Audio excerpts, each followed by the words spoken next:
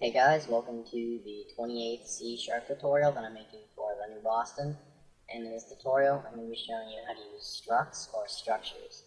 So all you're going to need for this tutorial is a button, and now we're going to create our first struct. So in order to create a struct, you're first going to want to type the keyword struct. Just type struct, and then following that, you're just going to want to give a name to your struct. I'm going to call it client, and you'll see why later. And then after that, you're just going to put two curly braces. And now inside of these curly braces is where we're going to type all the things that will go inside of our struct. So now I'm going to show you why you would use struct. So here we have a string for a client's name, and we have an integer for a client's age.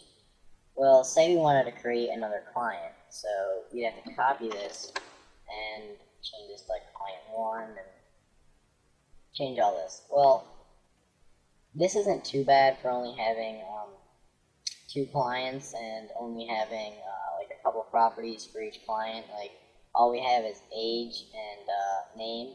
Well, say we had like 40 clients and we had like not only their name and their age being stored, but also their address and their email address and their phone number and stuff like that. So that's pretty impractical to have to create a new string for each person's name and stuff like that. So what we can do is we can create a struct, and inside of our struct, since we want to store the client's name, we're going to create a new public string for the client's name, and then we're going to create a public integer for their age.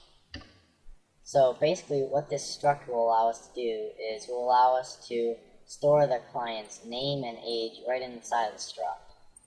So now we can just go back and delete this here, and we can create a new instance of our client struct, call it client1, so equal to a new client struct. Now instead of having to do like string client's name, we can do client1 dot name, and then set that equal to the client's name. So we can do Adam, and we can do client1 dot age, name 15. Alright, so now if we wanted to create another client, all we have to do is create a new client. So we do client, I guess 2 equals a new client.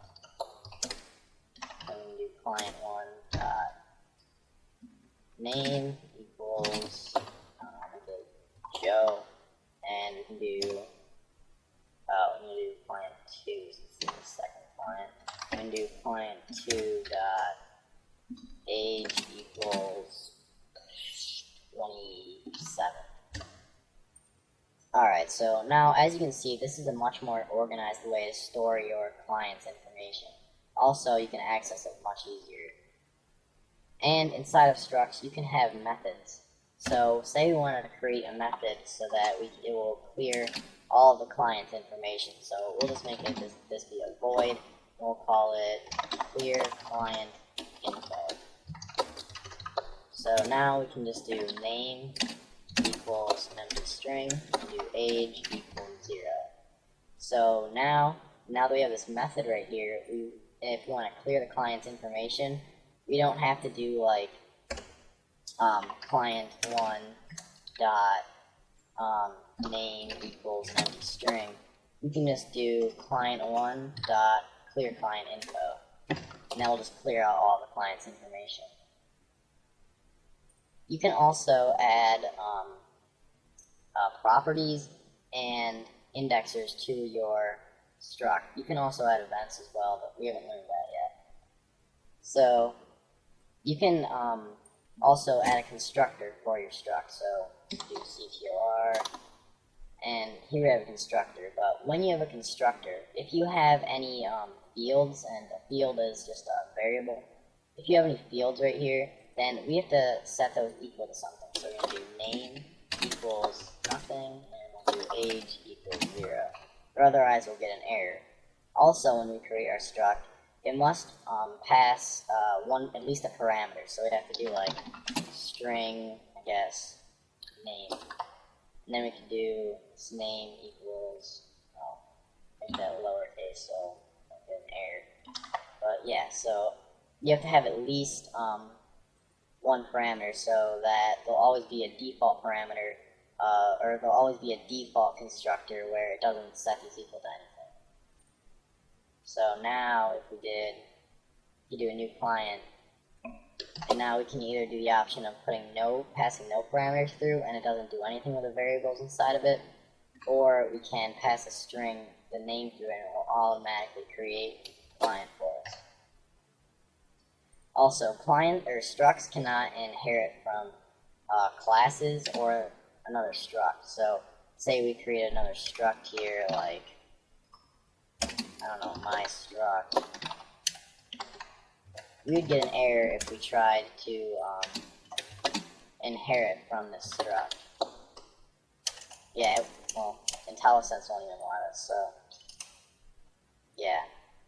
The only thing that structs can inherit from is interfaces. So if we were to create a new interface here, where we have, I guess we'll just call this client. If we were to just have like public string name in here, or yeah, public string name.